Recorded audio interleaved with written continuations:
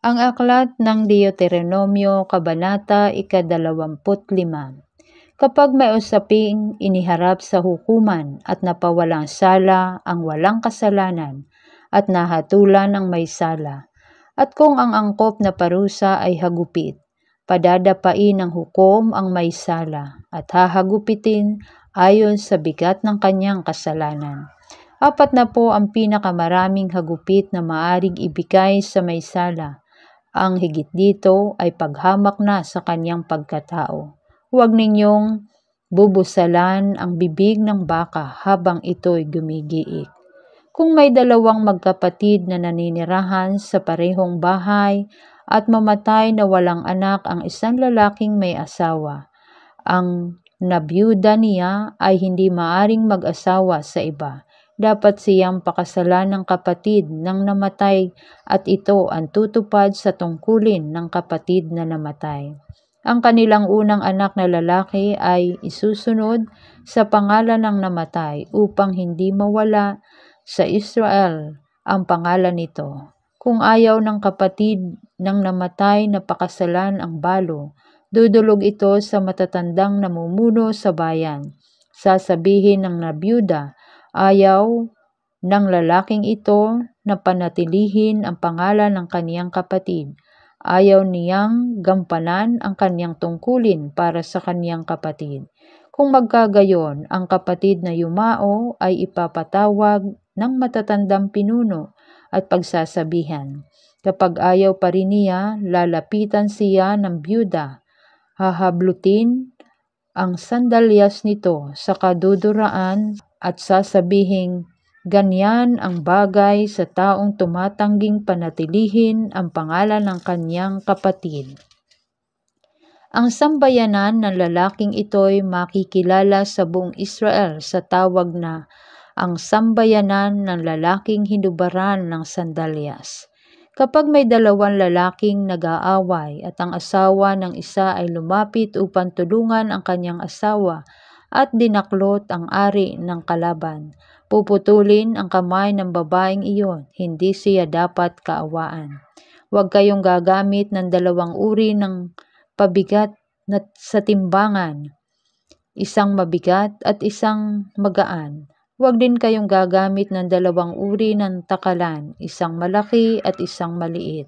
Ang tamang pabigat ang gagamitin ninyo sa timbangan at ang gagamiting takalan ay iyong husto sa sukat upang mabuhay kayo ng matagal sa lupaing ibibigay sa inyo ng Diyos ninyong si Yahweh. Lahat ng mandaraya ay kasuklam-suklam kay Yahweh na inyong Diyos. Huwag ninyong kalilimutan ang ginawa ng mga Amalekita sa inyo nang kayo'y naglalakbay mula sa Ehipto. Wala silang takot sa Diyos. Sinalakay nila kayo nang kayo'y lupaypay sa hirap at pinakasamahan ninyo sa hulihan.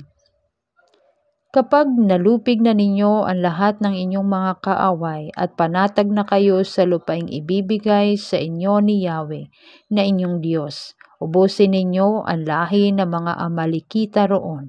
Huwag ninyo itong kalilimutan. Kabanata 26. Kapag nasakop na ninyo ang lupaing ibibigay sa inyo ni Yahweh at matiwasay na kayong naninirahan doon, kumuha kayo ng unang bunga ng inyong mga pananim. Ilagay ninyo iyon sa isang basket at dalhin sa lugar na pipiliin ng Diyos ninyong si Yahweh, na kung saan ay sasambahin ang kanyang pangalan. Haharap kayo sa paring nakatalaga roon at inyong sasabihin, kinikilala ko ngayon sa harap ni Yahweh na ako'y nakarating na sa lupaing ipinangako niya sa aming mga ninuno. Kukunin naman ng pari ang basket at ilalagay sa harap ng altar. Pagkatapos ay bibigkasin ninyo ang mga salitang ito sa harapan ni Yahweh.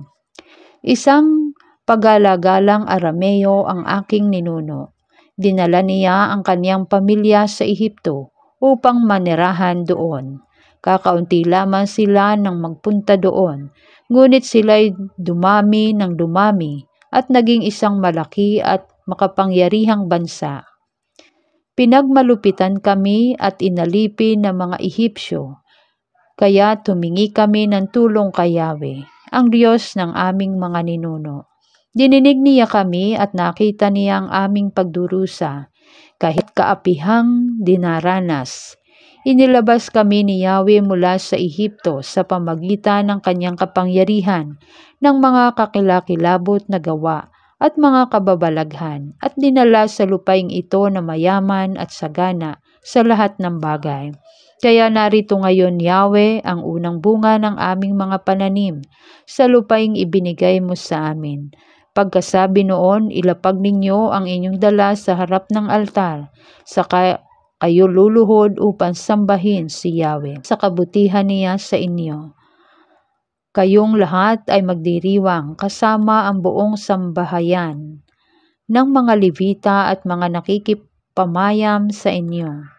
Sa 3 taon, ibubukod ninyo ang 10 bahagi ng inyong ani upang ibigay sa mga Levita, sa mga dayuhan, sa mga ulila, at sa mga balo upang sila ay may makain. Kapag nagawa na ito, sasabihin ninyo kay Yahweh na inyong Diyos, naibukod ko na po ang bahaging nakalaan sa inyo, at naibigay ko na sa mga Levita, sa mga dayuhan, sa mga ulila at balo, ayon sa utos ninyo sa akin. Hindi ko nilabag o kinaligtaan isa man sa inyong utos. Hindi ko binawasan ang 10 bahagi kahit sa panahon ng kahirapan. Hindi ko ito inilabas sa aking bahay nang ako'y marumi. Hindi ko rin iniatang sa mga patay ang bahagi nito.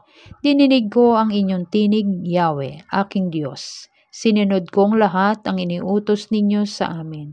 Kaya nga, tingnan ninyo kami mula sa inyong banal na tahanan sa langit, at pagpalain ninyo ang bayang Israel, pati na ang lupaing ibinigay ninyo sa amin, ayon sa pangako ninyo sa aming mga ninuno, ang lupaing mayaman at sagana sa lahat ng bagay. Ngayon ay binigay nga sa inyo ng Diyos ninyong si Yahweh ang mga tuntuning ito. Sundin ninyo ito ng buong puso't kaluluwa. Ipinahayag ninyo ngayon na si Yahweh ang inyong Diyos. Lalakad kayo ayon sa kanyang daan. Susundin ang kanyang mga tuntunin at papakinggan ang kanyang tinig. Ipinahayag naman niya sa inyo na kayo ay kanyang bayang hinirang tulad ng kanyang pangako, at dapat ninyong sundin ang kanyang mga tuntunin. Pagpapalain niya kayo higit sa lahat ng bansang kanyang itinatag. Kayo ang bansang nakalaan sa kanya, at tulad ng kanyang pangako, kayo ay tatanggap ng papuri, katanyagan at karangalan. Ang aklat ng Deuteronomio, Kabanata 27. Ganito naman ang bilin ni Moises, kasama ang matatandang namumuno sa sambayanan. Sundin ninyong lahat ang kautosang ibinibigay ko sa inyo ngayon. Pagkatawid ninyo sa ibayo ng Hordan, at papasok na kayo sa lupaing ibibigay sa inyo ni Yahweh, maglagay kayo ng malalaking bato at inyong palitadahan sa ibabaw, at isusulat ninyo roon ang lahat ng mga batas na ito pagdating ninyo sa lupaing mayaman at sagana sa lahat ng bagay. Ang lupaing ipinangako sa inyo ni Yahweh, ang Diyos ng inyong mga ninuno. Ilagay ninyo iyon sa bundok ng Ebal at palitadahan ninyo. Tulad ng sinasabi ko ngayon, magtayo kayo roon ng altar na bato para kay Yahweh na inyong Diyos. Mga batong hindi ginamitan ng pait ang inyong gamitin. Mga batong hindi tinapyas ang gagamitin ninyo para sa altar, at doon ninyo iaalay ang inyong mga handog na susunugin. Dito rin ihahain ang handog na pangkapayapaan. Sa harap nito, kayo magsasalo-salo sa panahon ng inyong pasasalamat sa Diyos ninyong si Yahweh. At sa ibabaw ng mga batong iyon, isusulat ninyo ng maliwanag ang bawat salita ng kautusan ni Yahweh. Sinabi ni Moises at mga paring Levi, tumahimik kayo at makinig, bayang Israel. Mula ngayon, kayo na ang sambayanan ni Yahweh. Kaya sumunod kayo sa Kanya at tuparin ang mga tuntuning ibinibigay ko sa inyo ngayon. Nang araw ring iyon, ganito ang itinagabilin ni Moises sa buong Israel. Pagkatawid ninyo ng Jordan, ang mga lipi ni Simeon, Levi, Huda, Isakar, Jose at Benjamin ay tatayo sa tapat ng bundok ng Gerizim upang bigkasin ang pagpapala. Ang mga lipi naman ni Ruben, Gad, Asher, Zebulon, Dan at Naphtali ay tatayo sa tapat ng bundok ng Ebal upang bigkasin ang mga sumpa. Ganito naman ang isisigaw ng mga pari. Sumpain ang sino mang gumawa ng anumang imahin upang sambahin kahit palihim. Ito ay kasuklam-suklam kay Yahweh. Ang buong bayan ay sasagot ng Amen. Sumpain ang sino mang hindi gumagalang sa kanyang ama at ina. Sumagot ang sambayanan. Amen. Sumpain ang sino mang gumalaw sa palatandaan ng hangganan ng lupang pag-aari ng kanyang kapwa. Sasagot ang sambayanan. Amen. Sumpain ang sino mang magligaw sa bulag. Sasagot ang sambayanan. Amen. Sumpain ang sino mang magkait ng katarungan sa mga dayuhan, ulila at byuda. Sasagot ang sambayanan. Amen. Sumpain ang sino mang nakikipagtalik sa ibang asawa ng kanyang ama, sapagkat inilalagay niya sa kahiyan ang kanyang sariling ama. Sasagot ang sambayanan. Amen. Sumpain ang sino mang makipagtalik sa anumang uri ng hayop. Sasagot ang sambayanan. Amen.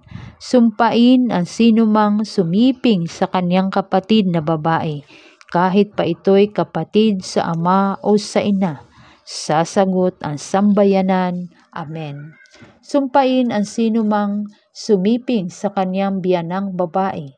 Sasagot ang sambayanan. Amen. Sumpain ang sino mang lihim na pumatay sa kanyang kapwa.